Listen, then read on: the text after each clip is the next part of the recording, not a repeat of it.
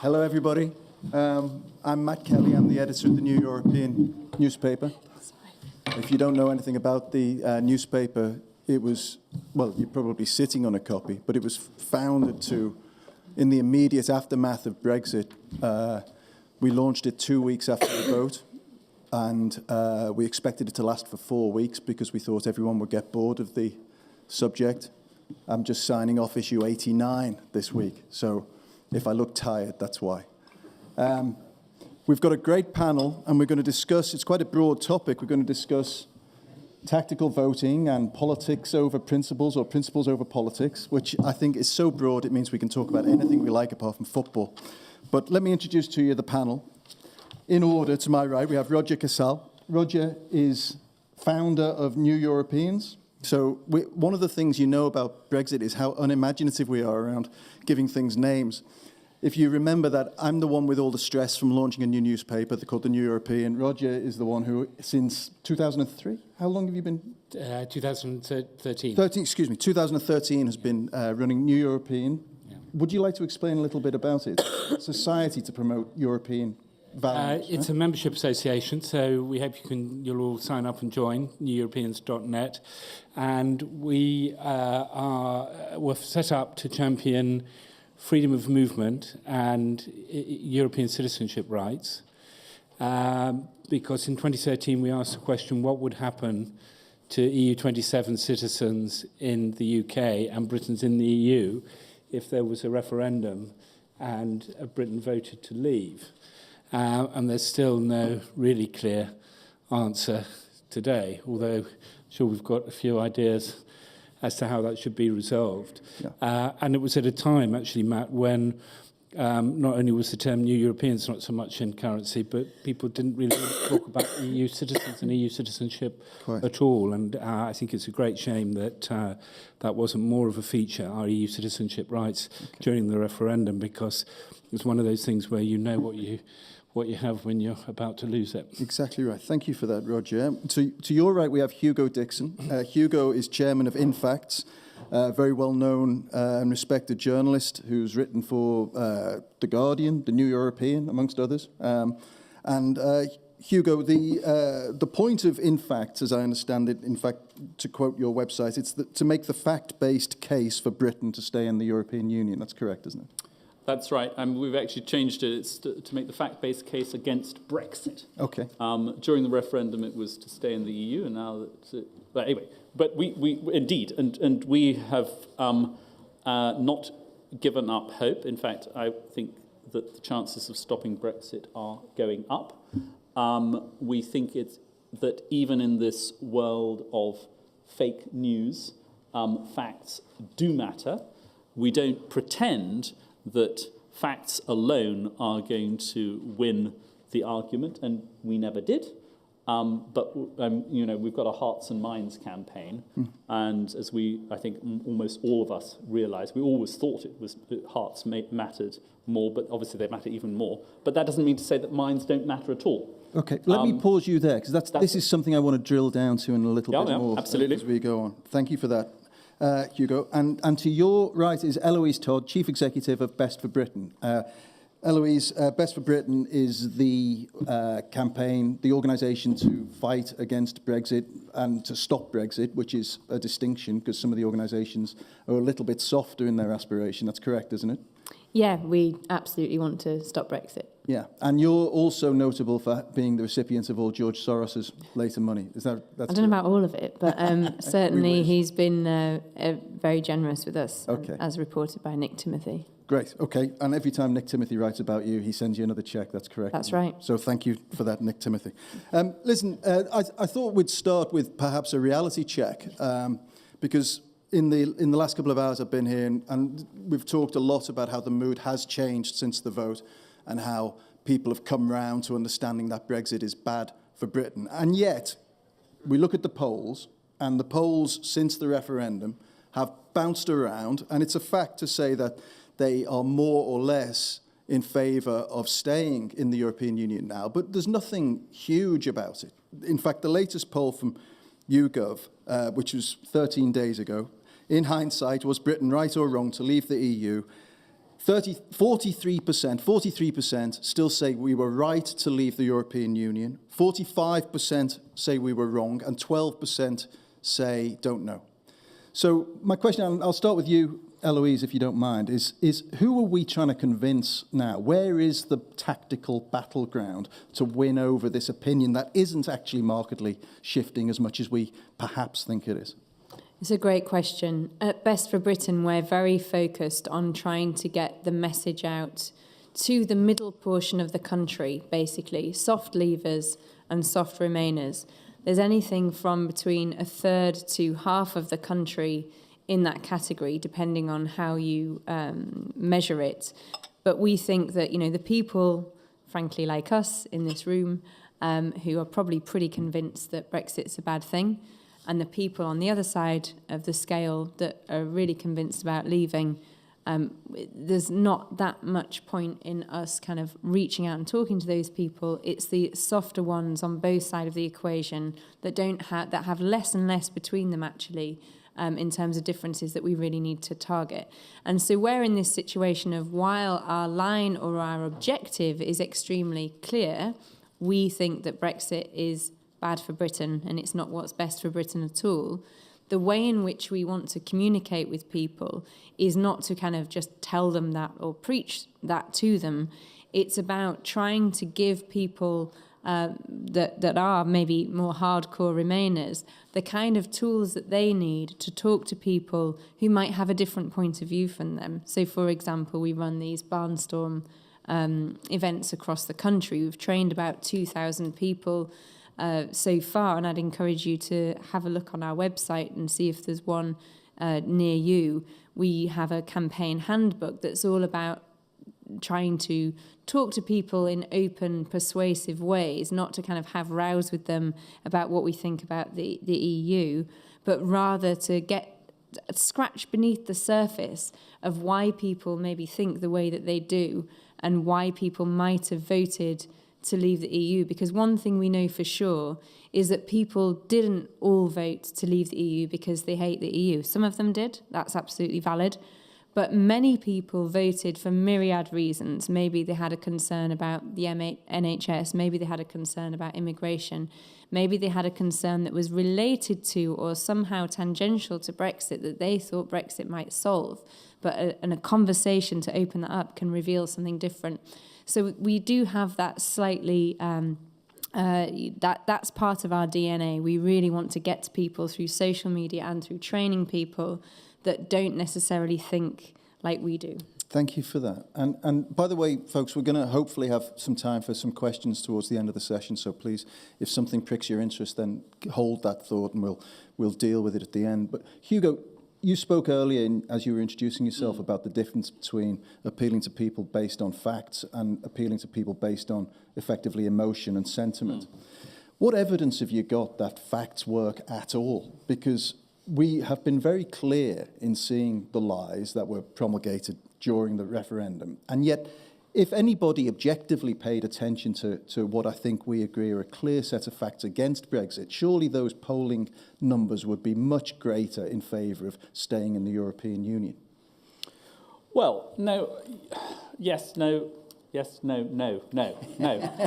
And I'm actually, the fact that there's basically been a shift, albeit a small one, in our favour, I think is actually in some ways astonishing when you think that for the last, whatever it is, 19, 20 months, we've had the official party of government saying Brexit is happening, the official opposition saying Brexit is happening, almost all the media, with the exception of the New European InFacts, sometimes on a good day, The Guardian and The Independent, saying Brexit's happening. BBC doesn't say if Brexit happens, they say when Brexit happens. So it's not, I mean, despite all of that, actually there's been a small shift in our favour. And despite the fact that the pro-European forces have been splintered, and after the referendum, most people, they actually fled to the hills.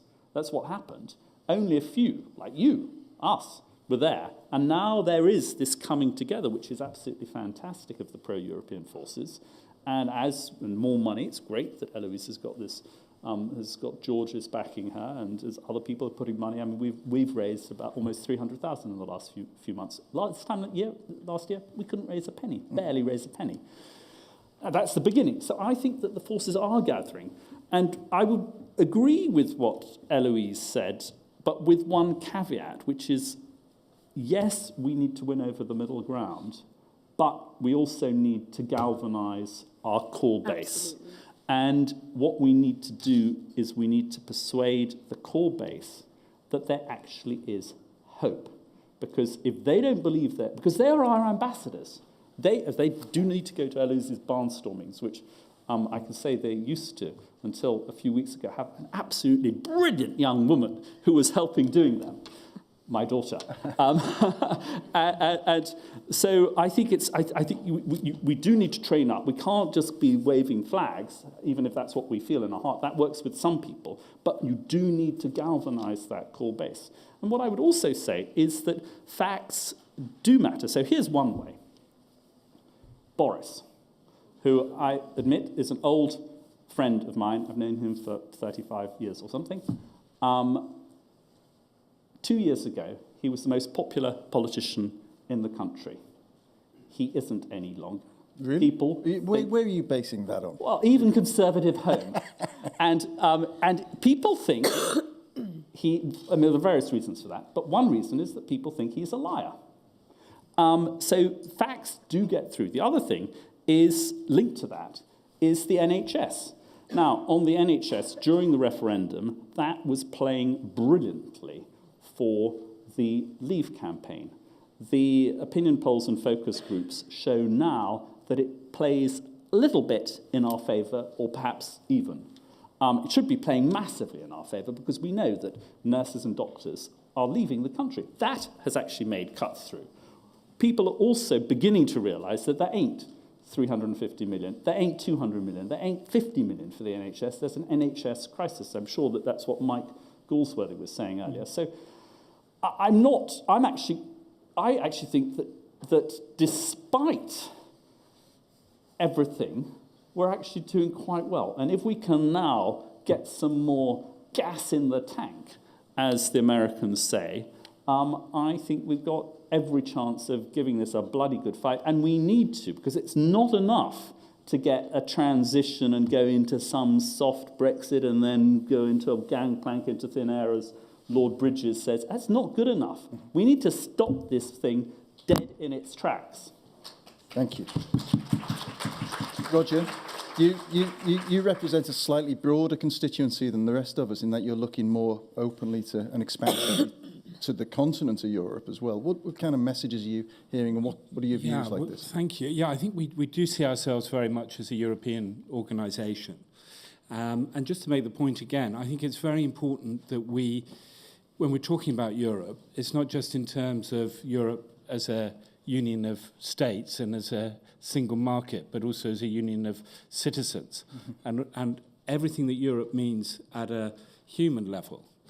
And you may well be the man from Hull who was reported before the referendum had not only never been out of the UK, but had never been out of Hull.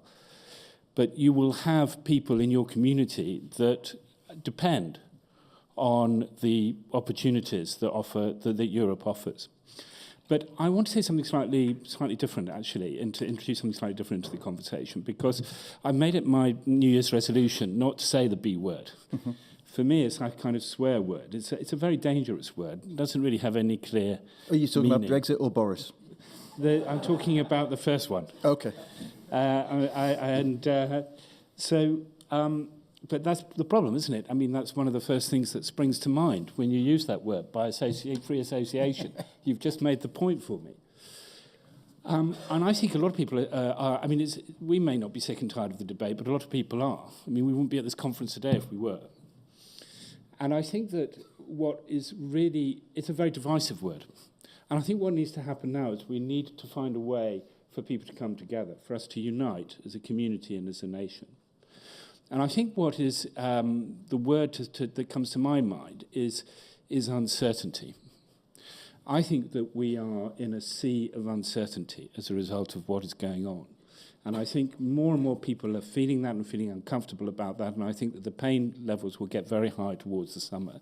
And I think that's an opportunity. But I think what we need to do is not so much talk to people. We need to listen to people. I remember saying 6 months before the referendum that we really need to learn, we really need to listen to people and not just talk to them. We need to learn from what happened in the referendum campaign with the best will in the world.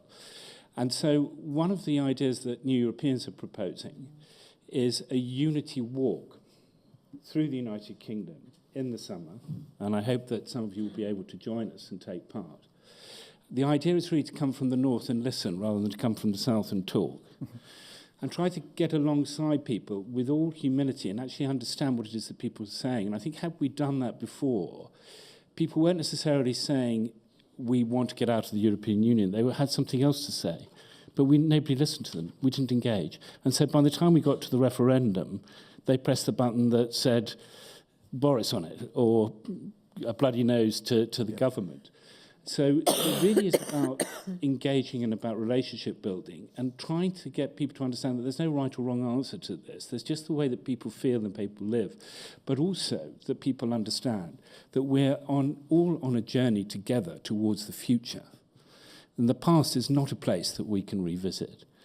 And, what kind of future do we want?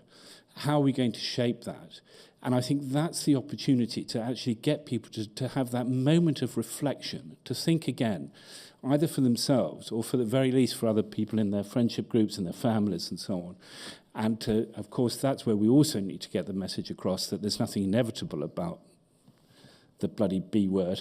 It can be changed, but first people have got to want it. And I think that process of really getting under the skin of communities has got to happen if we're going to shift this. We need a miracle, but there are things that we can do that make miracles more likely to happen, and that's what we're going to try and do with the Unity Walk, and I hope you'll come and join us on it. Okay, thank you for that. I'll give you another B word, which is a problem for us in this argument, and that is boredom. And a lot of people are just bored of talking about it. And, if you don't hear people saying, why isn't it already happened, then they actually can't believe the debate is still going on. And I suspect, and I have no evidence, perhaps Hugo does, but I suspect a substantial proportion of the United Kingdom is just disengaged, fed up, and won't talk about this Brexit B word in a concrete way. But Eloise, we're facing a joint problem of trying to get people over the boredom and accept that there is something to be concerned about, at least, maybe to be angry about. Where are the sweet spots and the pressure points you think that people are going to start paying attention?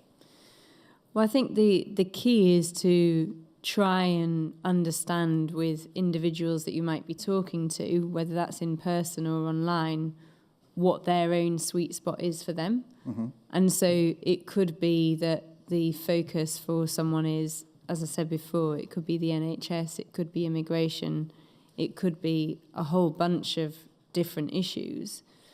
And I think where we really need to try and get to is to do a few different things, actually.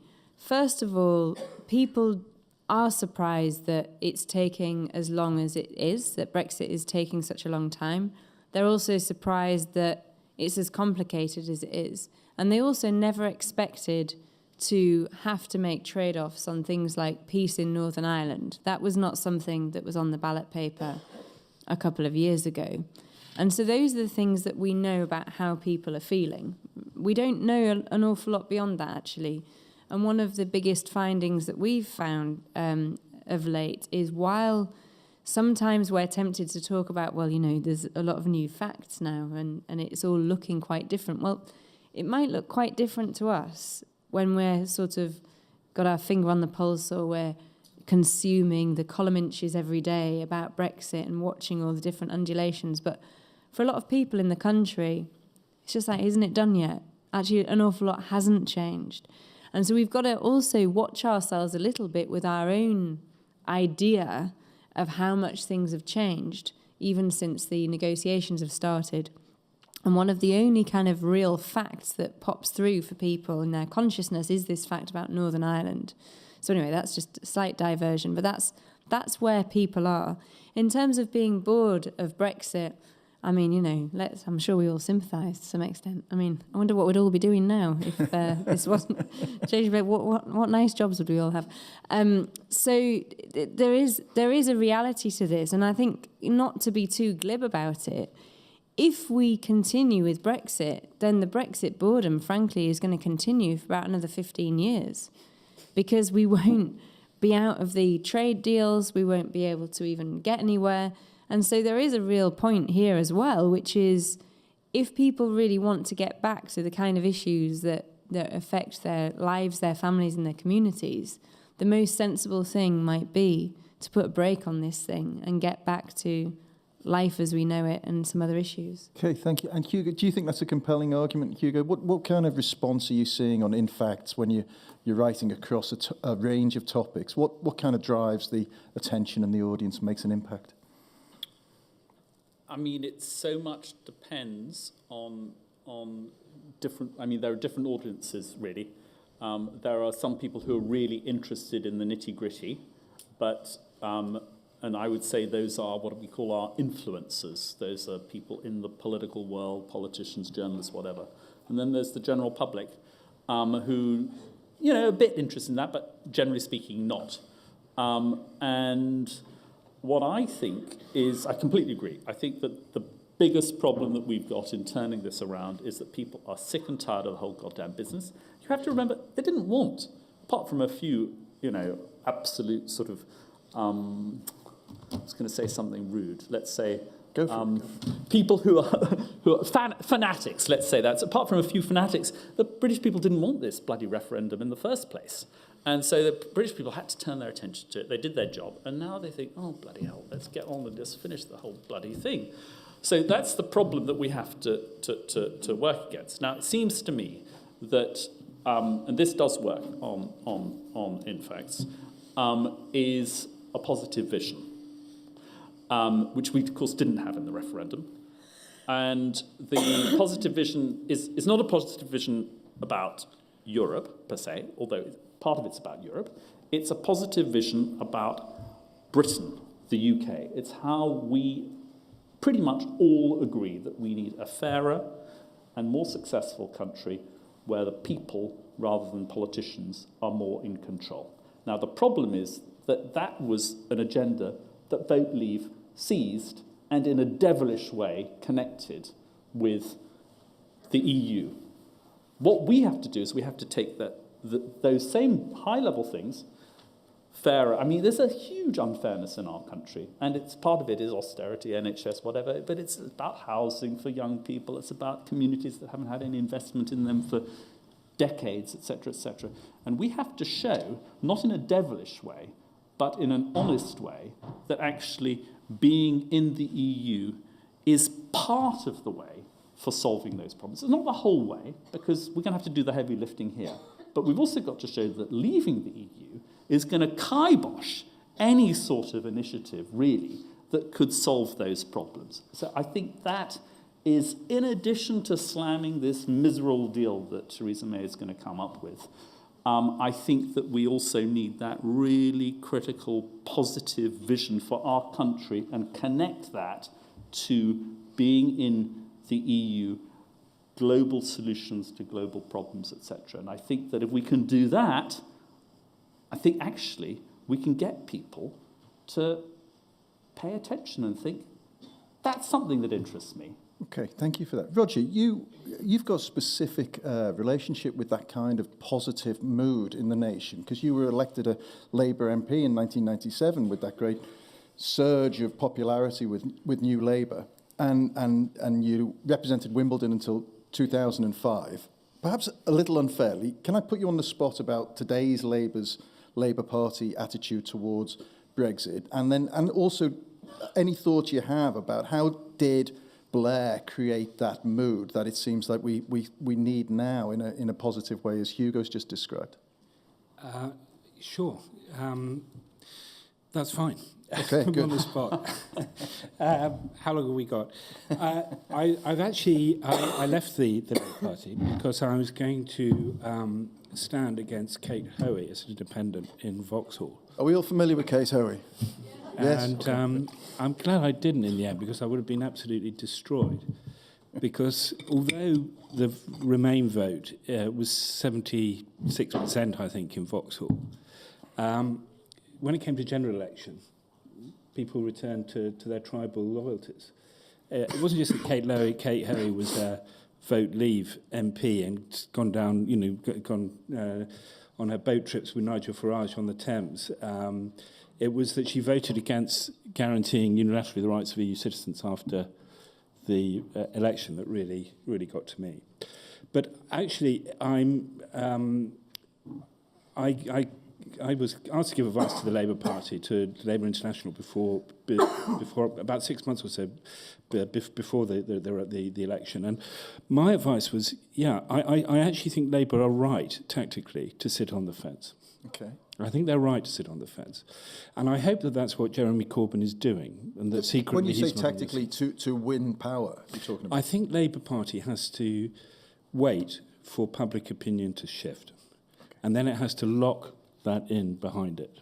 But just to push you on that a little bit, isn't there a chicken and egg here where public opinion may not shift as long as both the leader of what is by almost common consent the most chaotic government in living memory and the leader of the opposition are both suggesting that we're on course for satisfactory Brexit? You're going to wonder why it is that I've left the Labour Party in a moment, because I think what the Labour Party is trying to do is what it should be doing, which is to engage with communities about the issues that communities are really interested in, which are jobs and housing and the huge inequality in Britain, and get into a conversation with communities. And I think we have to also, and I think this is, this is also something I take from my experience, and I won Wimbledon on an 18% swing, and people thought it's a flash in the pan. We put the majority up afterwards. And so it wasn't just the Blair bounce, there were other things as well. And for me, politics is all about relationships and building relationships and engaging with people. And I think that we have to, I have an enormous amount of respect for the electorate, the bastards who threw out in 2005. Okay. And I think that what I learned from my time in politics is that on the whole, people are able to make a decision about what is in their best interest when it comes to an electorate. And they're also able to understand how elections impact the interests of others. And they're also able to understand what it is that they need to do in a particular circumstance to deliver a result. And so I think that, we should trust the electorate much more. And what we need to do is to get into conversation with people about the future. And at the right time, we need to introduce into that conversation the idea that actually the future that we're heading towards, given outside the EU, is not going to deliver what it is that they want, so that you get to the point where the electorate say to themselves, well, actually, what's the point of leaving the EU? And there isn't an answer to that question, and then I think they will know what to do. And that's the point where Labour needs to come off the fence, and what they can do at that point is say, look, we are not ideologically committed either way. If you, the public, want out, okay, so be it. If you, the public, want in, that's what we deliver. And as soon as that starts to turn, they get behind that and they drive it in the name of democracy, rather than trying to stop people doing what they think they want to do, even if it's wrong. Thank you for that. Hugo, you're itching to jump in. Yeah, no, I don't disagree with what Roger said. I just want to take it forward because I think that look, if we're going to stop Brexit, almost certainly we are going to need to have a people's vote on this miserable deal that Theresa May is likely to come up with. That is, of course, there are other ways through, but that is by far the most likely way of stopping it. And to give the people a vote and a choice to either take the miserable deal or to stay in the EU. That seems to me by far the most likely route to get there. To get there, though, you need Parliament, probably. Now, Eloise has got a legal case that could provide us an alternative route, but putting that on the side for a moment, probably we need Parliament to approve a vote a people's vote on that deal. And even if Eloise's lawsuit means that we don't need Parliament to approve it, it would actually be, in my view, even better if Parliament also approved it, because that would have further democratic validation. So the question is, so how do you get there? Well, maybe, as Roger says, the Labour Party, which is obviously a key component, will decide that that's the way that the wind is blowing, and they'll blow with the wind. But we have got to get the wind blowing. Mm-hmm. And there is an immediate opportunity which people in this room have an opportunity to engage in, and non-UK citizens, but European, other EU27 citizens in this country, or EU26 citizens who didn't get to vote in the referendum, didn't get to vote in last year's general election, but do get a chance to vote in May's local elections. And so this is, I think part of the title of this programme is tactical voting. So I want to give you my pitch on tactical voting. Mm-hmm. It seems to me you can vote, even if you're not a Brit, in these local elections. You should use that vote, and you should get all of your network to use that vote. And the key thing, if you care about staying in the EU, obviously if you care about other things, what I'm saying is irrelevant, but if you really care about staying in the EU, and probably that's why you're here, you should put that vote to advance the chance of a people's vote on the Brexit deal. And that means do not vote for any candidate who is not committed to push for a people's vote on the Brexit deal. So if you've got a Labour candidate, ask them, are you behind this? And if they say yes and they win, that's great, because that will help sway the wind that Roger is talking about. Okay. Even if you've got a Conservative candidate. But do not vote for any candidate who is not committed to pushing their leadership to back a people's vote on the Brexit deal. Very clear, thank you. And Eloise, you wanted to jump in as well? Yeah, I thank you to Roger for what he said. I wanted to give a slightly alternative view on the Labour Party and the opportunity I think they are missing electorally by not being more pro-Remain. One of the biggest unsaid, untold stories of the 2017 election was the tactical vote, which bolstered the Labour result by quite some measure. Now, that's not to say there wasn't a kind of Corbyn bounce. All the data shows that there was. But specifically, there was this sometimes anti-Tory, very often anti-Brexit vote, which got Labour over the line in key constituencies. And here's the rub. It mainly got them over the line in places where the seats were very marginal, and that was mainly in the north of England.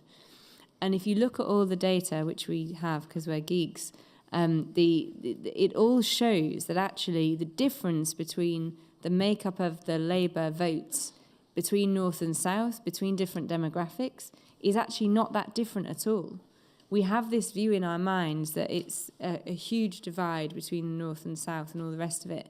But for the Labour Party voters, it's actually very, very similar. And so there's a real challenge, I think, for the Labour Party themselves when they say that they don't really want a referendum. They say they want a general election. But yet the reason they did so well in the last general election is because people lent them their votes in order to fight the very extreme kind of Brexit that Theresa May continues to peddle. But it's very clear that a lot of people that did that might not be in a position to do so because they haven't kind of got the clear blue or red water between the two parties that people might have hoped for by now. So I think it's a really dangerous game that the Labour Party are treading. I hope that Roger's right and we get to that kind of evolution and that they can almost continue to tread a very fine line and not even in the end come down one side or another as long as we get a people's vote. But then they would at least need to get behind asking for a people's vote. And I also have to say I'd be quite concerned if we get to a point where there is a campaign for a people's vote and neither of the two biggest parties in our country are advocating the alternative view from what is obviously such a dangerous course for the country. So I think that all of us and everybody in this room that has any connection or has conversations with any of the Labour Party, we need to keep pushing that line and over the next few months, because nothing's more important than that in terms of getting a real opposition on this issue. Brilliant. Very great answer. Thank you very much. And I started out with an unfact. I said we were going to have questions, and we're not. We've run out of time, I'm afraid. But I am just going to ask you all, put you all on the spot and say, on a scale of 1 to 10, 10 being there's no chance in hell Brexit is going to happen, 1 being we're screwed and we're just going to have to live with it, where are your confidence levels on Brexit actually happening at all? Roger? I don't think Britain will leave the European Union. So this is a 10, absolutely no chance? That's always been my view. Okay. I think it can't be done. And I think that in itself is challenging from a democratic point of view, if that's what people want. Okay. I think that we have to bring Britain together around a new vision for Britain's future inside the European Union. And that job should have been done in the last 2 or 3 generations, including the time that I was in politics and in Parliament and government in the Labour Party. It wasn't done. We have to do that now. We can't just walk away and leave a divided country. We have to do it in a way that's going to unite people. Yes. But I don't. If you ask me, do I think it's going to happen, the answer is no. I've always said from day one, put money on it not happening. Okay. And if nothing else, it'll wipe the smile off David's face, and you can clean up. You can put William Hill out of business. Okay. The odds are shortening, I think. Very so good. Get on with it now, and it'll lift the mood if you do that. And thank you. Shorten the odds, which in itself is a helpful contribution. Okay, very good, very clear. Hugo, 1 to 10. I'm 3 to 4. Okay. I think that we are still the underdogs, but this matters so much that it is worth devoting pretty much every ounce of my energy and time to actually stop it. And I think that if we pull together, we can move it from 3 to 4 to 4 to 5 to 6 to 7. And I think all of you can help. You can help. You are putting in time, I think. You're here, but you're putting in time talking to friends and family and contacts and people you work with. You can put in money. All of these organizations need financial support, so don't stint on that. And the other thing is, as I said, you've got your vote in the local elections, so don't bloody well waste that. And if we all pull together, I might even be where Roger is in a few months' time. Terrific. Eloise, Roger or Hugo or somewhere in between? I'm 50-50. Okay. Eminently winnable, but it's game on, and there's a lot of things that have to happen between now and winning, and we have to pull together and fight really hard. And we've got 6 months, so let's do it. Okay, thank you, guys. I'm going to close with a European anecdote. You may have noticed I'm a Liverpudlian and I am a Liverpool fan. And in 2005, Liverpool were being beaten 3-0 by AC Milan in Istanbul in the Champions League. And Istanbul were in the changing rooms celebrating. And the Liverpool team could hear them in the changing rooms. And they came out, led by a Spanish manager, by the way. They came out and they scored 3 goals in the second half, and then they won on penalties at extra time, and they won their 5th European Cup that year. So anything is possible, anything can be overturned, and think like Liverpool, think like Rafa Benitez, and we will be okay. Thank you for your patience in this panel.